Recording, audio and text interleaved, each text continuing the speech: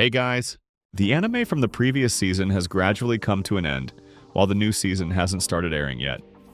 Taking this gap as an opportunity, let's do a recap of the anime that finished in the fall season, and see which titles from this fall are truly worth watching. All selections and evaluations here are purely subjective. You're also welcome to share the titles you think deserve a spot, along with your thoughts, in the comments. Nausea.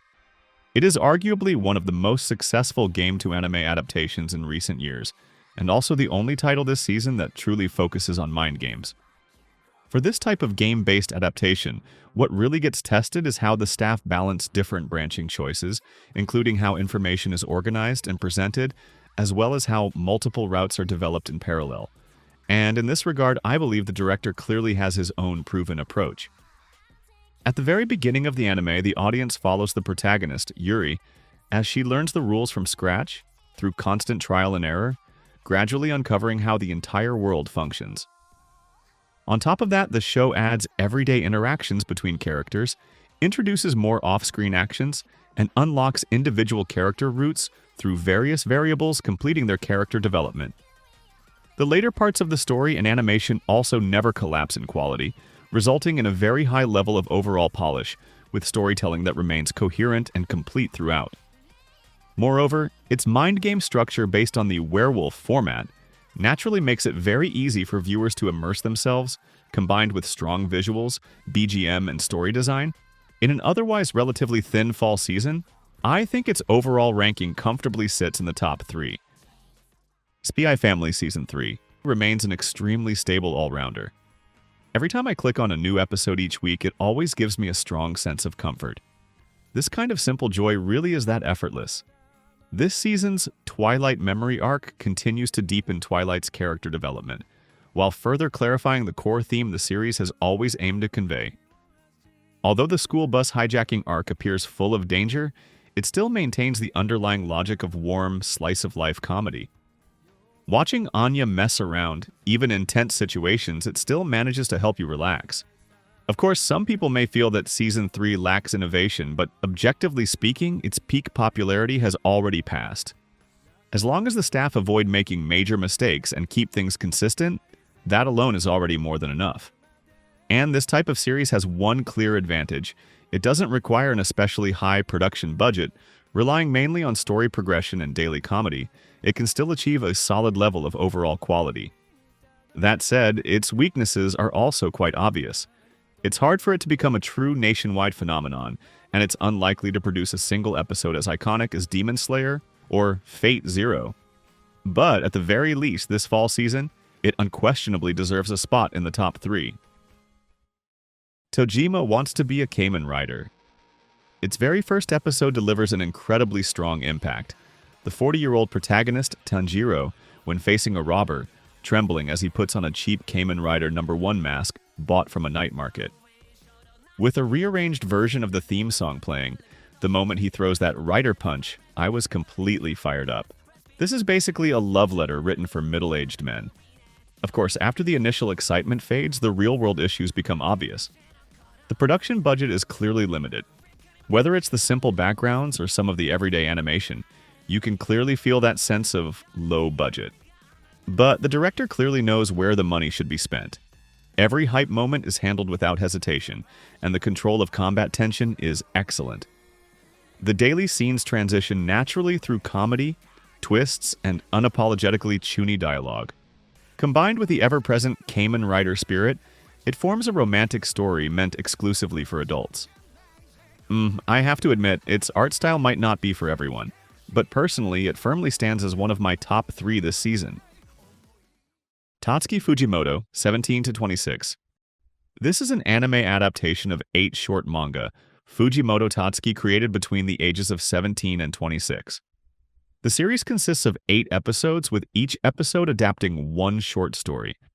Because each episode has a completely different narrative style and is directed by 7 different directors, differences in overall quality are inevitable, and reception varies greatly from person to person. Almost all 8 shorts have very distinct identities, each carrying some degree of Fujimoto's signature madness. While often ambiguous in meaning, they constantly spark imaginative curiosity. In fact, rather than telling traditional stories, they feel more like ideas being shared.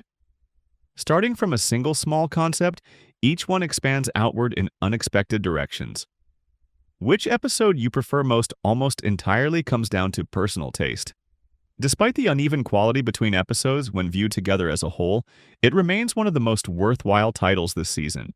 Whether in terms of production quality or creative freedom, it clearly belongs to the top tier of the season. These exaggerated, imperfect stories show how a genius creator, through imitation and exploration, stumbles his way into building a unique aesthetic universe of his own. Next, Sanda. Sanda stands out as a rather unique title this season. Its wild and unconventional art style at the very beginning, along with an atmosphere filled with a sense of combat, does manage to catch the attention of some viewers. However, it actually contains a large proportion of dialogue-driven scenes, and overall leans heavily toward expressing ideas and viewpoints. Combined with its extreme and unconventional world-building, and the many characters whose actions and mindsets border on madness because of it, it can easily make viewers feel uncomfortable. But if you keep watching, you may find that Sanda is actually a pretty solid work. Whether it's the laws that strictly regulate teenagers, or the setting that even permits forcing youths to stay awake. At their core, these are all social metaphors born from the context of declining birth rates. And the characters' seemingly chaotic and confusing words and actions are all in service of a single theme: the pain of growing up. The adults in the story want children to grow up rapidly while still in their teenage bodies, achieving what they call painless growth. But that is nothing more than aging in numbers. Only by truly experiencing pain can it be called real growth. And it is precisely because of this core idea that some viewers regard it as a masterpiece. Overall, its performance is above average, though it's far from breathtaking. Its strengths and weaknesses are both clear, placing it firmly in the upper middle tier. Wandance, thanks to that dance of despair, became one of the most popular works of this season. Clips of that scene even gained far more views than the series itself.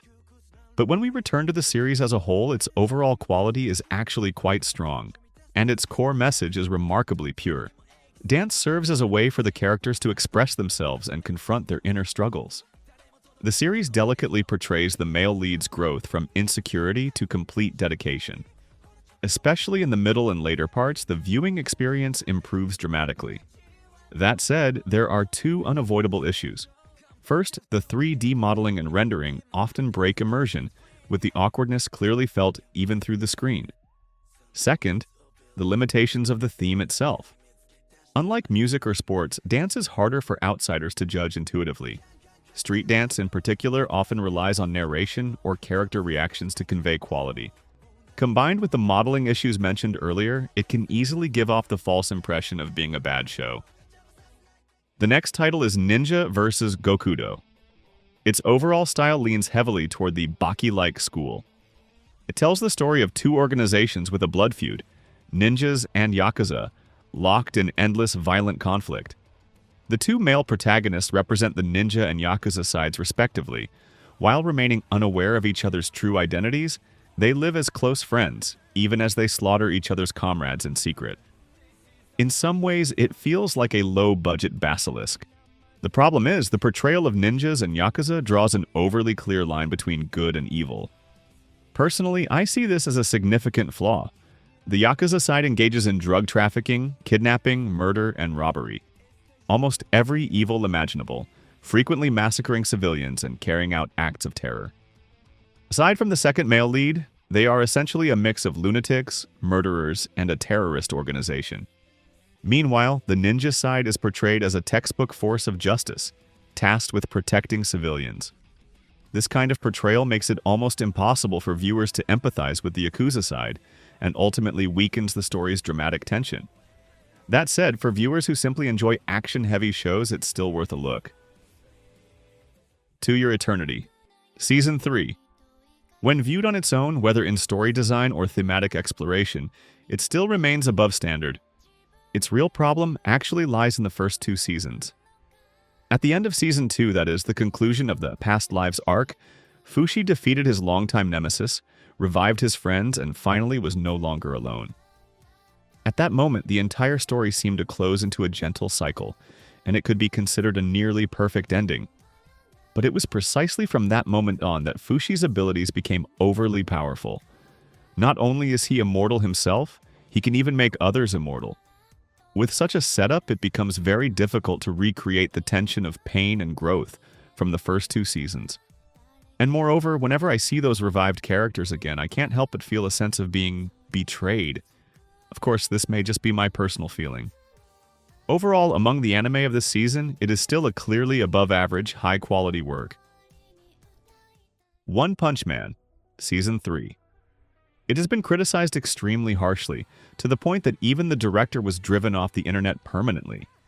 For example, that 30-second static trash dialogue, those downward sliding pans, that sliding while getting dressed animation, and that mukbang scene, and so on. It is very obvious that this season suffered from a severe lack of production budget, but it has to be said, even after being criticized like this, it is still watchable, especially for viewers who have not read the manga.